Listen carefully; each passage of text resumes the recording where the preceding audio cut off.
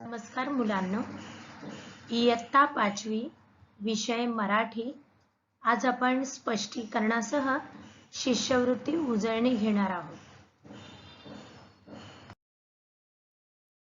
दुसरा प्रश्न तुमच्यासाठी हा असा: अधोरेखित शब्द ज्या अर्थाने आला आहे त्या शब्दाचा पर्याय सांगा. मनी नाही भाव आणि देवा मला पाव. मग भाव या शब्दाला तिथे अधोरेखित केलेला आहे. मग भाव या शब्दाचा अर्थ काय तो या पर्यायातून शोधायचा आहे. तर भाव म्हणजे भक्ती आणि दुसरा एक जो भाव असतो तो म्हणजे दर किंवा किंमत. परंतु मनी नाही भाव, मग हे देवाच्या संदर्भात आहे म्हणून इथे भक्ती हा शब्द चपखल बसतो आहे. चौथ्या प्रश्नामध्ये एक शब्द दिलेला आहे आणि त्याचे वेगवेगळे अर्थ दिलेले आहेत. असे अनेक शब्द इथे दिलेले आहेत, जसे की पक्ष, नग, दंड, आकार. याचे वेगवेगळे अर्थ इथे दिलेले आहेत. परंतु हे तीन जे शब्द आहेत ते चुकीचे पर्याय आहेत. परंतु एकच फक्त पर्याय बरोबर आहे, तो आपल्याला इथे शोधायचा आहे. तर बघा, दुसरा पर्याय जो आहे तो अगदी बरोबर आहे. कारण नग म्हणजेच पर्वत होतो आणि नग म्हणजेच वस्तूही होते आणि नग म्हणजे दागिना सुद्धा होतो. इथे पहिल्या पर्यायामध्ये पक्ष म्हणजे बाजू होते, पंधरवडा होतो परंतु परका होत नाही. तिसऱ्या पर्यायामध्ये दंड म्हणजे काठी होते आणि दंड म्हणजे शिक्षा बरोबर आहे, परंतु दंड म्हणजे भाऊ होत नाही. तर दंड म्हणजे बाहू हा शब्द होतो. त्यामुळे तो शब्द भाऊ हा शब्द चुकीचा आहे. इथे चौथ्या पर्यायामध्ये आकार म्हणजे आकृती बरोबर आहे, दर नाही आणि कल पण नाही. तेव्हा दुसरा पर्याय इथे अगदी चपखल बसतो आहे. प्रश्नाच्या जागी पर्यायातील वर्णानुक्रमे योग्य शब्द सांगायचा आहे. इथे मेघ, मेण, मेरू हे शब्द दिलेले आहेत. त्यानंतर प्रश्नचिन्ह दिलेले आहे. त्या प्रश्नचिन्हाच्या जागी पर्यायातील योग्य शब्द निवडायचा आहे. तर मी तिथे दुसरा पर्याय मेवा हा शब्द तिथे निवडलेला आहे. मग आपण त्याचं स्पष्टीकरण पाहूयात. इथे सगळीकडे जे शब्द दिलेत ते मे वर्ण दिलेले आहेत. त्यामुळे मे आता सोडायचंय, तर पुढचं जे अक्षर आहे ते घ्यायचंय. तर मी घ घेतलंय. इथे न दिलेला आहे, नंतर रू दिलेला आहे आणि मग आपल्याला नंतरचं अक्षर शोधायचं आहे. यासाठी आपल्याला क ख ग घ ण, च छ ज झ न, ट ठ ड ढ ण, त थ द ध न, प फ ब भ म, य र ल व श, श स ह ळ क्ष ज्ञ. मग मेहनत हा मेवाच्या नंतर आलेला शब्द. मग ह च्या अगोदर कोणतं अक्षर येतं? तर ह्या पर्यायामध्ये स आणि व येतं. परंतु व हे स च्या अगोदर येतं म्हणून मेवा हा शब्द तिथे बरोबर बसतो आहे. तिसऱ्या प्रश्नात हे चित्र दिलेलं आहे सिंह. सिंह कुठे राहतो? मग पर्यायातून अचूक शब्द ओळखायचा आहे. तर सिंह हा गुहेत राहतो म्हणून दुसरा पर्याय गुहा. प्रश्न क्रमांक 5वा तुमच्या समोर हा असा: आमच्या लग्नाला 25 वर्ष पूर्ण झाली म्हणून आम्ही टिंबटिंब महोत्सव साजरा केला. कोणता? हेरक महोत्सव, सुवर्ण महोत्सव, अमृत महोत्सव की रजत महोत्सव? तर पर्याय क्रमांक 4 रजत महोत्सव. म्हणजेच 25 वर्ष पूर्ण झाली की रजत महोत्सव साजरा करतात. मग आपण आणखी थोडी विस्तृत माहिती घेऊयात. पहिला पर्याय आहे हिरक, म्हणजेच 60 वर्ष पूर्ण होणे. दुसरा पर्याय सुवर्ण, म्हणजेच 50 वर्ष पूर्ण होणे. आणि तिसरा पर्याय आहे अमृत महोत्सव, म्हणजेच 75 वर्ष पूर्ण होणे. आणि 100 वर्ष म्हणजेच शतक पूर्ण होणं. लक्षात आलं सर्वांच्या? क्रमांक 6वा, समान अर्थ असणारी वाक्प्रचारांची जोडी ओळखा. तर डोळ्याचे पारणे फिटणे म्हणजेच क आणि डोळे निवणे ब, ब आणि क म्हणजेच पर्याय क्रमांक 2 ही जोडी बरोबर आहे. 8वा तुमच्या पुढे हा असा, वर्ल्ड कप 2020च्या भारत पाकिस्तान सामन्याची शेवटचे षटक पाहताना प्रेक्षकांची पर्याय क्रमांक 3 उत्कंठा शिगेला पोहोचली.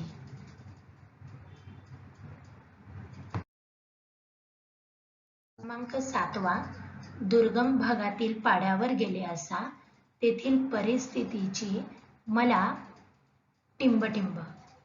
तर पर्याय क्रमांक 3 प्रचिती येणे म्हणजेच दुर्गम भागातील पाड्यावर गेले असता तेथील परिस्थितीची मला गची बाधा झाली. म्हणजे गर्व आला का? नाही. मागावर असणे, कोणी माझ्या मागावर आहे का? नाही. धडकी भरली, तिथे जाऊन मला धडकी भरली का? तर हेही बरोबर नाही. तर तेथील परिस्थितीची मला प्रचिती आली, म्हणजे मला समजलं तिथे काय प्रॉब्लेम असतात ते. प्रश्न, नाकाला मिरच्या झोंबणे या वाक्प्रचारातील अधोरेखित शब्दाचा अर्थ पर्यायातून सांगा. पर्याय क्रमांक 2 राग. नाकाला मिरच्या झोंबणे, मिरच्या झोंबणे म्हणजे राग येणे. समजले तुम्हाला? क्रमांक 10वा तुमच्यासाठी हा असा, सुप्रसिद्ध लावणी सम्राज्ञी सविता पुणेकर यांचा लावणीच्या कार्यक्रमात सर्वजण तल्लीन झालेले आहेत, परंतु दिनेश सारखा डुलक्या काढतोय. म्हणतात ना, काय म्हणतात? तर गाढवाला गुळाची चव काय? अतिशय छान कार्यक्रम चालू आहे आणि हा डुलक्या काढतोय, म्हणूनच गाढवाला गुळाची चव काय हा पर्याय, पहिला पर्याय बरोबर आहे. नववा प्रश्न असा आहे, उतावळा नवरा गुडघ्याला बाशिंग या म्हणीला समानार्थी म्हण या पर्यायातून शोधायची आहे. तर पर्याय क्रमांक 3 पी हळद नि हो गोरी. उतावळा नवरा गुडघ्याला बाशिंग याचा अर्थ असा आहे, उतावळेपणाने मूर्खासारखे वर्तन करणे. आणि पी हळद नि हो गोरी म्हणजेच कोणत्याही गोष्टीचे फळ ताबडतोब मिळावे अशी चुकीची अपेक्षा करणे, असं चुकीचं वर्तन करणे. म्हणजे या दोन्ही म्हणी आहेत त्या समान अर्थाच्या आहेत. प्रश्न, रोहन हेमंतला सांगत होता. पहिला पर्याय आहे, गेलो होतो फिरायला काल मी, फिरायला काल गेलो होतो मी काल फिरायला गेलो होतो. आणि चौथा पर्याय आहे, मी गेलो होतो फिरायला काल. मग आपल्या व्याकरण दृष्ट्या इथे कोणता पर्याय बरोबर बसणार आहे? तर तिसरा पर्याय, म्हणजेच मी काल फिरायला गेलो होतो. रोहन हेमंतला सांगत होता, मी काल फिरायला गेलो होतो. प्रश्न असा, या वर्षी पावसाने पाठ फिरवल्याने टिंबटिंब. झाला शेतकरी आनंदी, श्रीमंत झाला शेतकरी, शेतकरी हवालदिल झाला की शेतकरी झाला सुखी. आता जर पाऊस पाठ फिरवतोय तर निश्चितच शेतकरी श्रीमंत होणार नाही, आनंदी पण होणार नाही आणि सुखी पण होणार नाही. मग तिसरा पर्याय आहे, शेतकरी हवालदिल झाला, हा बरोबर आहे. 10वा प्रश्न तुमच्या पुढे हा असा, राजूच्या दांडगटपणामुळे त्याच्या मित्रांनाही शिक्षा झाली. शिक्षा झाली हा चौथा पर्याय तिथे बरोबर बसतो आहे. कारण दांडगटपणामुळे स्वागत झालेलं नसतं, बक्षीस पण मिळत नाही, शिक्षा होते, मग इथे त्या वाक्यानुसार शिक्षा झाली हा पर्याय बरोबर आहे. 9वा प्रश्न तुमच्यासाठी हा असा, टिंबटिंबच्या सहाय्याने आपण संगणकावर टंकलेखन करू शकतो. पर्याय आहे 1 कळफलक, 2 पडदा, 3 गणकयंत्र आणि 4 प्रदर्शक. तर टंकलेखन आपण कशावर करतो? कीबोर्ड. मग कीबोर्ड म्हणजेच काय? तर मराठीमध्ये कळफलक म्हणतात त्याला. 11वा प्रश्न, युजर या शब्दाला पर्यायी मराठी शब्द कोणता? तर पर्याय क्रमांक 2 वापरकर्ता. तसेच पहिला पर्याय आहे जोडणी. जोडणी म्हणजेच कनेक्टिव्हिटी. आणि चौथा पर्याय आहे माहिती म्हणजे इन्फॉर्मेशन. परंतु युजर या शब्दाला वापरकर्ता हा मराठी शब्द आहे. प्रश्न क्रमांक 17वा, गटात न बसणारा शब्द ओळखा. इथे सर्व पर्यायांमध्ये वाहनांची नावे दिलेली आहेत आणि एक असा पर्याय आहे तिथे फक्त वाहन दिलेलं आहे आणि बाकी सर्व ठिकाणी वाहनांची नावं आहेत. म्हणूनच फक्त वाहन म्हणजे दुसरा पर्याय हा वेगळा आणि गटात न बसणारा आहे. व प्रश्न, टेबल या इंग्रजी शब्दाला पर्यायी शब्द कोणता? तर टेबल हे इंग्रजी मधून नाव आहे, तर त्याला मराठी जे नाव आहे ते म्हणजे मेज. म्हणून तिसरा पर्याय इथे चपखल बसतो, मेज. 19वा तुमच्या पुढे हा असा, संगणकाशी संबंधित नसलेला शब्द खालीलपैकी कोणता? पर्याय 1 माऊस, दुसरा पर्याय आहे रेडिओ, तिसरा पर्याय आहे ईमेल आणि चौथा पर्याय आहे चॅटिंग. तर संगणकाशी संबंधित नसलेला फक्त एकच शब्द आहे, तो म्हणजे पर्याय दुसरा रेडिओ. माऊस संगणकाशी संबंधित आहे, ईमेल आहे, चॅटिंग आहे, फक्त रेडिओ नाही. 9वा प्रश्न, चित्र ध्वनी क्षेपक म्हणजे काय? तर दुसरा पर्याय आहे व्हिडिओ. कारण व्हिडिओमध्ये आपण चित्र पण पाहतो आणि आवाज पण ऐकतो, म्हणूनच तो चित्र ध्वनी क्षेपक. आणि ऑडिओ म्हटलं ना तर नुसतं ऐकणे, तिथे आपल्याला चित्र दिसत नाही, म्हणून चित्र ध्वनी क्षेपक, म्हणून व्हिडिओ होतो. म्हणून पर्याय 2. 6वा प्रश्न, टेलिव्हिजन म्हणजेच पर्याय क्रमांक 3 दूरदर्शन. व्हिजन म्हणजे पाहणे, दर्शन म्हणून दूरदर्शन आणि टेलिफोन म्हणजेच दूरध्वनी. फोन मधून आपण बोलतो ना, मग दूरध्वनी. 22वा, शॉक या शब्दाचा मराठी भाषेतील अर्थ कोणता? पर्याय दुसरा विजेचा धक्का म्हणजेच शॉक बसणं. क्रमांक 23, ऍक्टिंग या शब्दाचा मराठीतील अर्थ कोणता? पर्याय क्रमांक 3 अभिनय म्हणजेच इंग्लिशमध्ये ऍक्टिंग. क्रमांक 24, लोकेशन या शब्दाचा पुढीलपैकी योग्य अर्थ सांगा. पर्याय क्रमांक 1 स्थळ.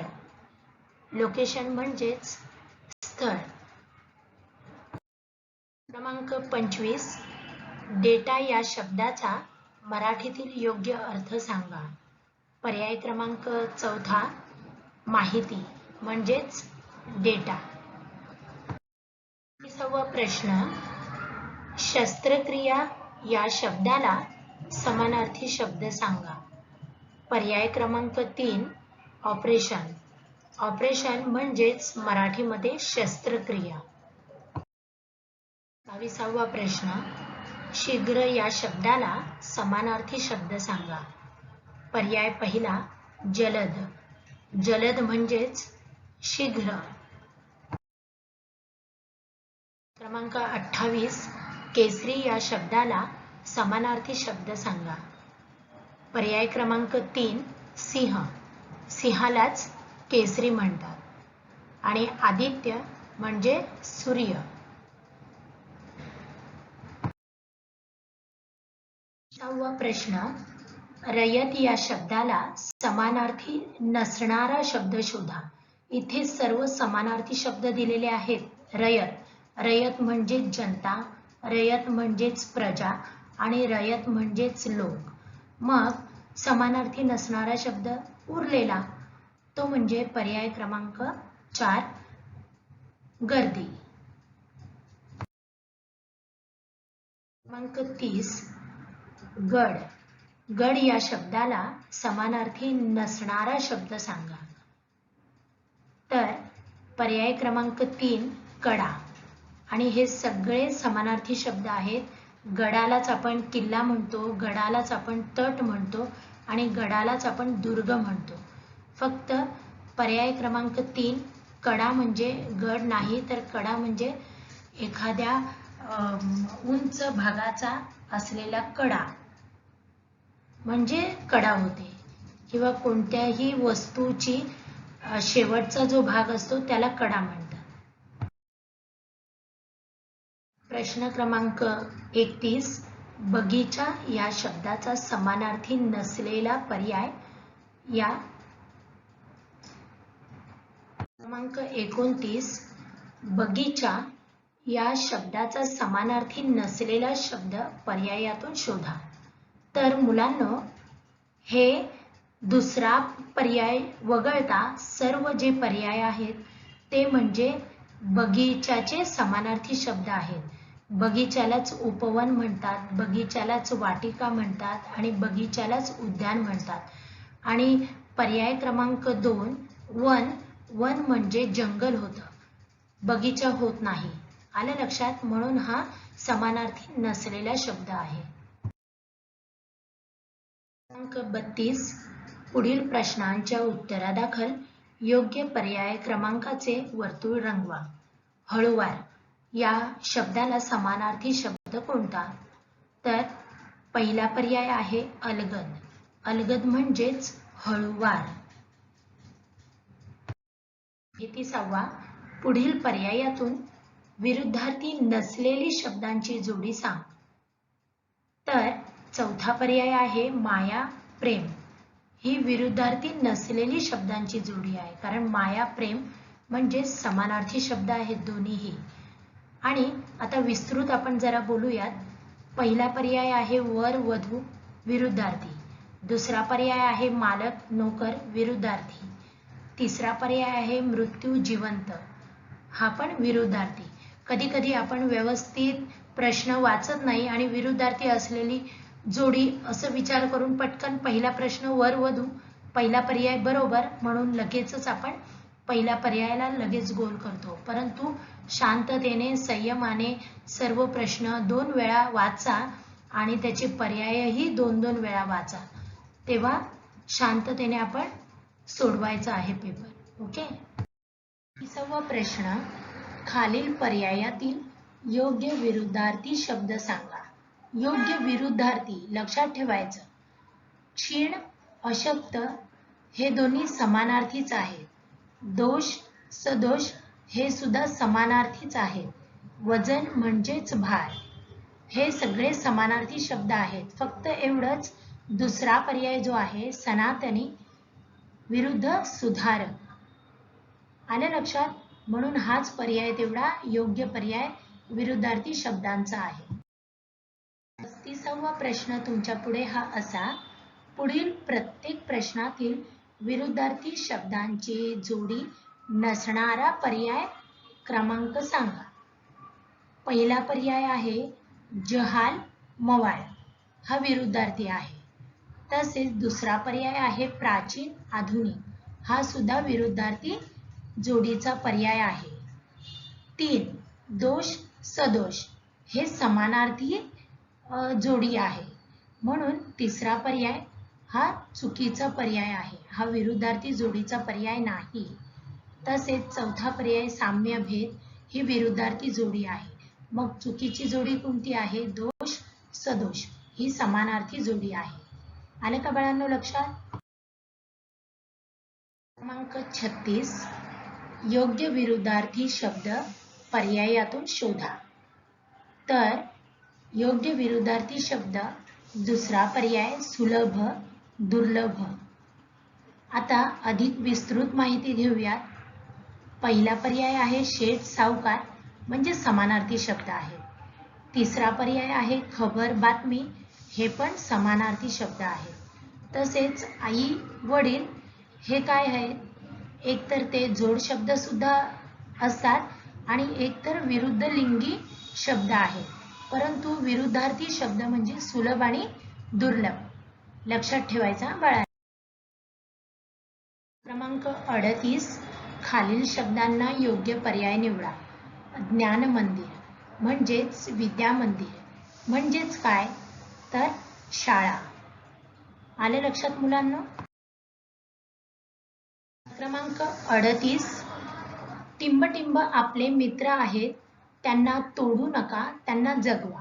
मग टिंबटिंबच्या जागी काय दिले? झाडाचं चित्र दिले.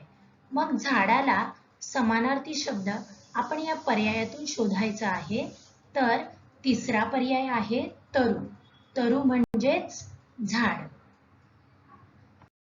क्रमांक 39 पाण्यात राहून टिंबटिंबशी वैर करू नये. इथे माशाचं चित्र दिलेलं आहे. मग माशाशी वैर करू नये. मग माशाशी समानार्थी असलेला शब्द कोणता? तर या पर्यायातून आपल्याला तो शोधायचा आहे. मग दुसरा पर्याय आहे मीन. मीन म्हणजेच मासा. आलं लक्षात? क्रमांक 40 गोलामध्ये कोणती अक्षरे वर्तुळाबाहेरील शब्दांच्या आधी जोडली असता सर्व शब्द अर्थपूर्ण होतात. जसे की सत हा पहिला पर्याय आहे. 2 सह, 3 लग्न आणि 4 यथा. तर दुसरा पर्याय सह हा घेऊन आपण अर्थपूर्ण चारही शब्द तयार होतात. जसे की सहवास, सहकार्य, सहयोग, सहमती. अशा पद्धतीने सह हा दुसरा पर्याय घेतल्यानंतर अर्थपूर्ण शब्द तयार होतात. क्रमांक 41 बाहेरील गोलाने सुरू होणारे 2 अक्षरी शब्द बनण्यासाठी रिकाम्या गोलात कोणते अक्षर येईल? बाहेरून सुरू होणारे. मग पर्याय क्रमांक मी चौथा घेतला स्त. मग रास्त, फस्त बाहेरील गोलापासून सुरू करायचे ना. जस्त, मस्त, स्वस्त अशा पद्धतीने एकूण एक शब्द हा अर्थपूर्ण शब्द तयार होतो जर पर्याय क्रमांक 4 स्त हे अक्षर घेतलं तर. प्रश्न तुमच्यासाठी हा असा. उभा व आडवा दोन्ही शब्द अर्थपूर्ण होण्यासाठी गोलात कोणते अक्षर येईल? तर इथे गोलात उ जर अक्षर घेतले तर आडवा शब्द उदर आणि उभा शब्द उखाणा म्हणजेच हे 2 अर्थपूर्ण शब्द तयार होतात. म्हणून पर्याय क्रमांक 1 उ हे अक्षर घेतलेलं आहे.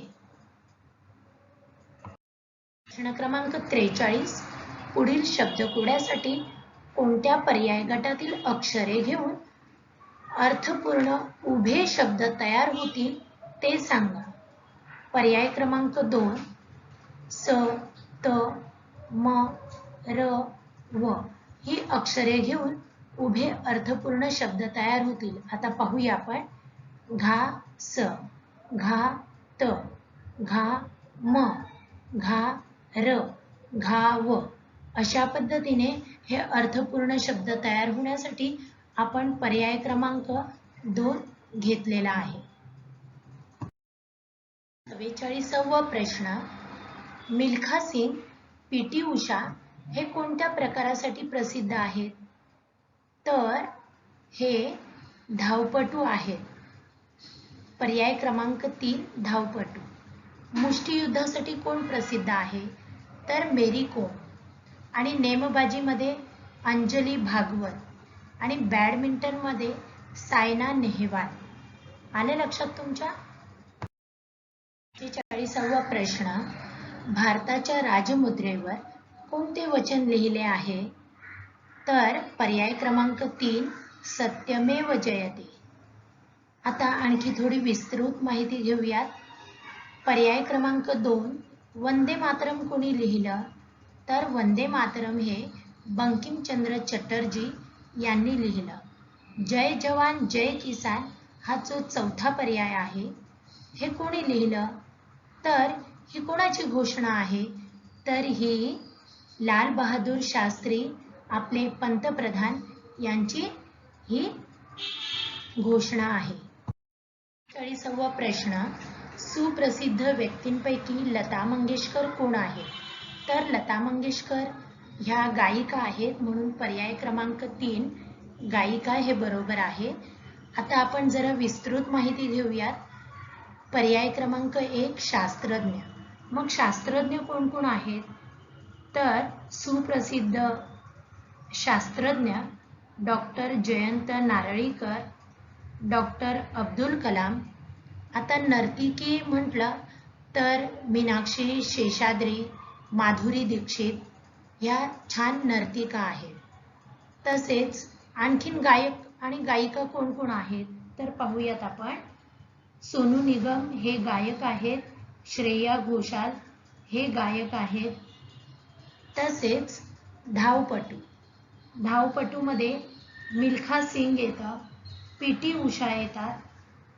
अशा पद्धतीने हे सुप्रसिद्ध व्यक्ती आहेत त्या त्या क्षेत्रातील.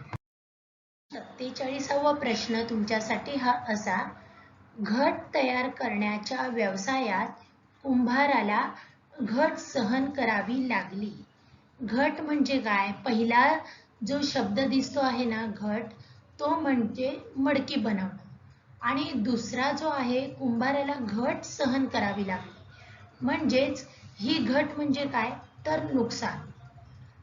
एकाच शब्दाचे असे भिन्न अर्थ असतात, परंतु त्यासाठी आपल्याला हे कसं ओळखू शकतो? तर लक्षात ठेवायचं, ते वाक्य पुन्हा पुन्हा वाचायचं. वाचण्याने त्यातील आपल्याला अर्थ कळतो. ओके, म्हणून इथे घट सहन करावी लागली म्हणजेच नुकसान सहन करावं लागलं, म्हणून पर्याय क्रमांक 2 बरोबर आहे. क्रमांक 48, 3 वाक्य सुसंगत होण्यासाठी प्रत्येक प्रश्नातील योग्य शब्दाचा पर्याय निवडा. बरं का मुलांनो, हे जे 3 सुसंगत वाक्यांचा परिच्छेद असतो ना, तिथे एक लक्षात ठेवायचं की दिलेल्या वाक्यांचे काळजीपूर्वक वाचन करायचं आहे, आणि पहिलाच प्रश्न वाचल्यावर धांदरटपणे त्याचं उत्तर लिहायचं नाही. कारण ज्या वाक्याचं उत्तर तुम्ही शोधायला जाता ते चारही उत्तर असं वाटतं की सगळी उत्तरं बरोबर आहेत, म्हणून आपण दुसरा प्रश्न वाचायचा. त्याच्यावरनं आपल्याला थोडंफार कळतं की पहिल्या प्रश्नाचं उत्तर काय असू शकेल. मग तिसरा सुद्धा प्रश्न वाचायचा आहे. अशा पद्धतीने 3 सलग हे प्रश्न वाचायचे, तेव्हाच आपल्याला खरं उत्तर समजतं, म्हणजेच त्याचा आशय समजून घ्यायचा आहे. आणि पर्यायातील सर्व उत्तरं मी तुम्हाला सांगितलीच, जवळजवळ जुळणारीच असतात, परंतु एकच पर्यायातील उत्तर बरोबर असतं हे लक्षात ठेवायचं आणि तोच पर्याय अचूक निवडायचा आहे. ओके. 50वा प्रश्न तुमच्या पुढे हा असा, नयन म्हणजे डोळा, म्हणून इथे बाजूला चित्र दिलेलं आहे त्याचं. मग नयन, डोळा, तसेच त्याला आणखी समानार्थी शब्द, पर्यायी शब्द कोणता? तर चक्षु. आले लक्षात? म्हणून पहिला पर्याय चक्षु. कर म्हणजे दुसरा पर्याय आहे कर. कर म्हणजे हात, बाहू म्हणजे हात आणि कर्ण म्हणजे कान. लक्षात आलं तुमच्या? 50वा प्रश्न, प्रल्हाद केशव अत्रे यांचे टोपणनाव असलेला पर्याय सांगा. पहिलाच पर्याय आहे केशव कुमार, म्हणजेच प्रल्हाद केशव अत्रे. आता पुढील जे पर्याय आहेत त्यांचे नावं आपण लक्षात घेऊयात. ती कोणाकोणाची टोपण नावे आहेत तर केशवसूत म्हणजेच कृष्णाजी केशव दामले, कुसुमाग्रज म्हणजेच वि वा शिरवाडकर, विष्णू वामन शिरवाडकर, बालकवी म्हणजेच त्र्यंबक बापूजी ठोंबरे. 58वा प्रश्न तुमच्या पुढे हा असा, पुढे दिलेली अक्षरे योग्य क्रमाने जुळवून म्हण तयार करा. 5वा शब्द असा येतो ज्याच्या आद्याक्षरापासून देवाचे नाव सुरू होते. मग ही सगळी अक्षरे तुम्हाला वेगवेगळ्या क्रमाने इथे दिलेली आहेत. ती जुळवून आपण म्हण तयार करायची आहे. म्हण अशी होते, दुरून डोंगर साजरे. मग ही म्हण तयार झाल्यानंतर त्यातला 5वा शब्द, 5वा अक्षर म्हणजेच ग होतो. आणि ह्या ग आद्याक्षरापासून देवाचं नाव म्हणजे कोणतं होतं? गणपती. मग ग हा अक्षर बरोबर आहे, म्हणून तिसरा पर्याय ग.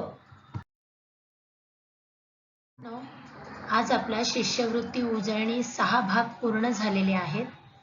आता तुमची शिष्यवृत्ती परीक्षेविषयीची भीती पूर्णपणे नाहीशी झालेली आहे आणि कशा पद्धतीने आपण शांत स्थिर होऊन पेपर लिहू शकतो हे तुम्हाला आता सर्व कळलेलं आहे. व्यवस्थित प्रश्न वाचायचे, त्यातील दिलेल्या सूचना वाचायच्या, विरुद्धार्थी आहे की समानार्थी आहे, योग्य जोडी ओळखायचे की अयोग्य जोडी ओळखायचे, हे सर्व लक्षात ठेवायचं आणि त्या दृष्टीने पर्याय शोधायचे आहेत. तसेच सुसंगत वाक्यांचा परिच्छेद यासाठी पहिलेच घाई करायची नाही.